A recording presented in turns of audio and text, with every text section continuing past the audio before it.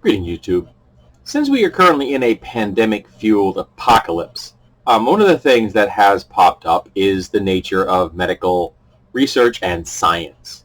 And whenever medical research and science gets into the cultural zeitgeist of America, it inevitably leads to discussions of evolution. And I've noticed an uptick in people talking about this. And the most gracious of those who are questioning evolution, and always have because they are scientifically literate, will throw at you that the mutations seen in a disease are what they like to call microevolution. But they still won't believe in evolution on a grander scale.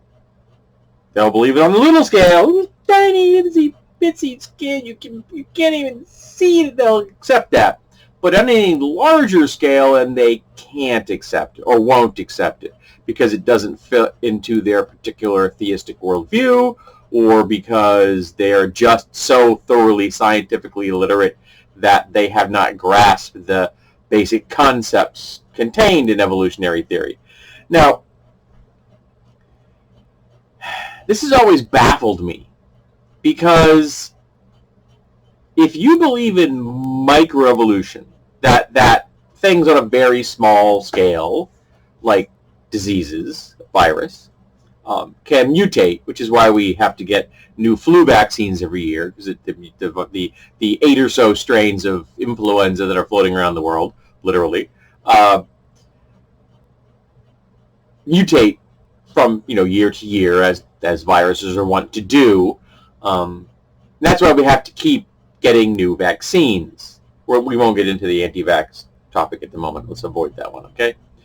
And why we have not ever been able to come up with a vaccine for the common cold, because there's hundreds and hundreds of strains of the rhinovirus, which you breathe in through your nose. You can't get a rhinovirus through contact. You shake somebody's hand who has a head cold, you are not going to get a head cold. You can pick up influenza from a handshake, and you can pick up COVID-19, but not the common cold. You have to breathe it into your sinus cavities, which is why it's called the rhinovirus.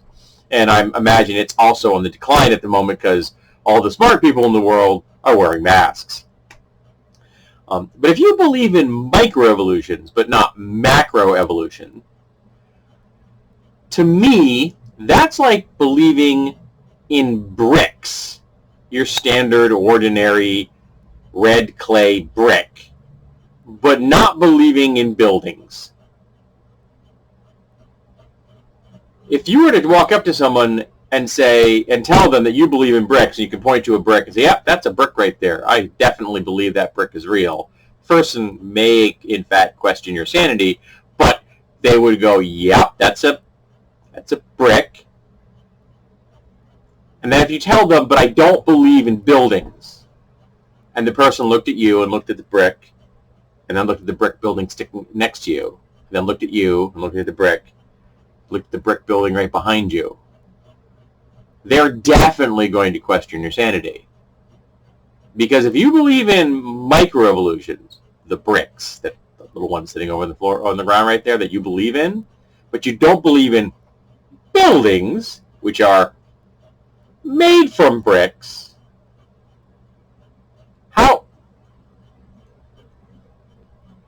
how do you parse that? How did you put yourself into the state of cognitive dissonance required to believe in bricks but not believe in buildings? Because that's what evolution is.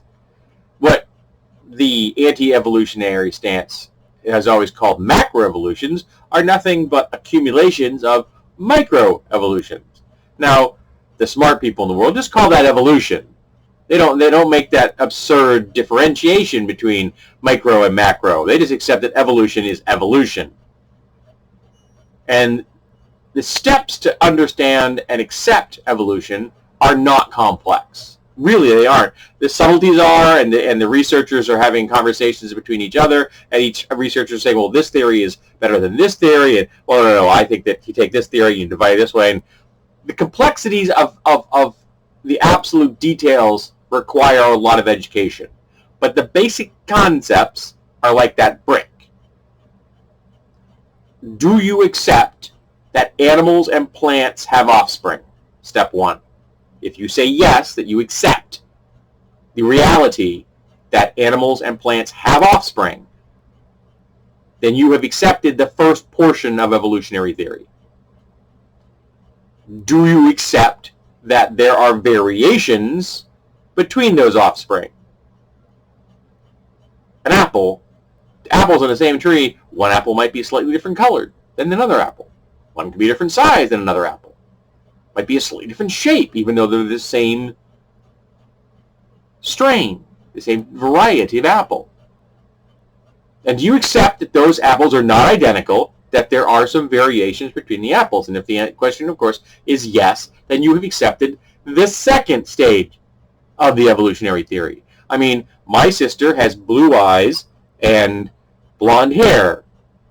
I have no hair, brown eyes. Oh, I kind of had brown hair, now it's kind of gray. I guess my hair up here would be gray if I had any hair. And then lastly, do you accept that those differences could in fact afford an advantage under certain circumstances?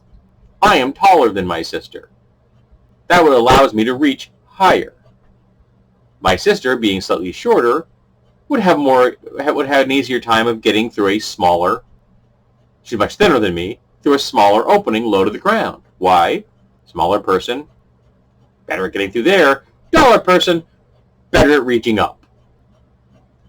Under certain circumstances, those are advantages. Not always. I would have a harder time getting through that little hole. My sister would have a harder time reaching up to that higher object. Of course, being a tool user, she would just get a ladder. I would have to hack that hole larger. My process would be more complex than my sister's.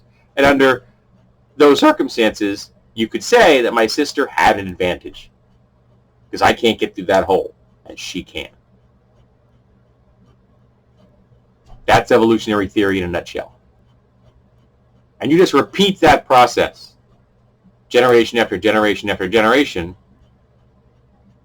and nature dictates which is the best system, because the environment that the animal or plant finds themselves in dictates which is the best niche for them to fit in.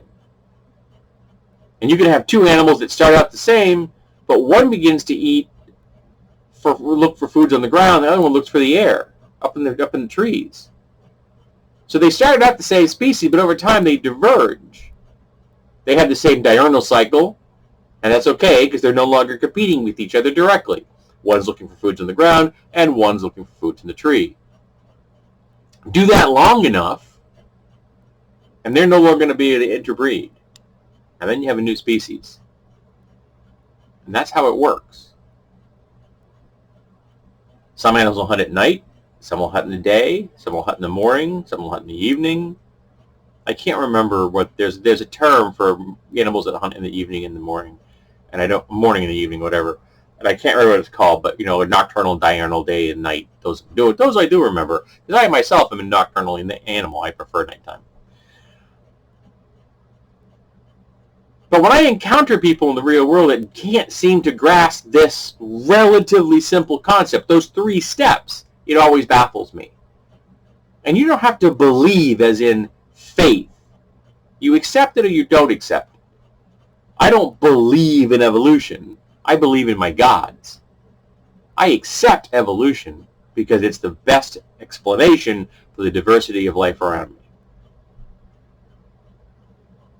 And while Darwin's original book may have been rather archaic in today's through the lens of today's world, it was wonderful for its time period. It was revolutionary. And I recommend the B&N version, Barnes & Noble edition of On the Origin of Species. Excellent version of that. And very cool. Get the early one because he made some corrections at a later date because he actually backtracked because of social pressure, which he shouldn't have done because he was right and people pushing the social pressure were wrong. But everyone is affected by social pressure. But microevolutions are bull. If you accept bricks, you've got to accept buildings. There's no two ways about it. You don't get one without the other. And of course, if you just don't accept either, then that just makes you look really foolish. So accept both. Just accept evolution. It's the simplest path. And at no point does evolution interfere with any religious belief of any kind. If you consider there to be a dichotomy between mythos and logos, between science and faith, between science and theism, you're just wrong. They're simply two different facets of the same gem. Both lend us an ability to look at the universe in a different way, but it's the same universe. And great thinkers throughout history have been theists. But if you try to exchange one for the other, try to replace science with religion or religion with science, then you're wrong. And don't tell somebody else that they should be doing that or not. Don't tell someone that they should be casting aside religion and replace it with science, or casting aside science with religion. Just stop looking at the world through that binary lens. It isn't the way it is. There's no dichotomy between faith and reason. They're just different ways of looking at the universe. And when you have different perspectives, that's healthy. Having narrow, single perspective is not. So in closing, if you believe in bricks, you best believe in buildings.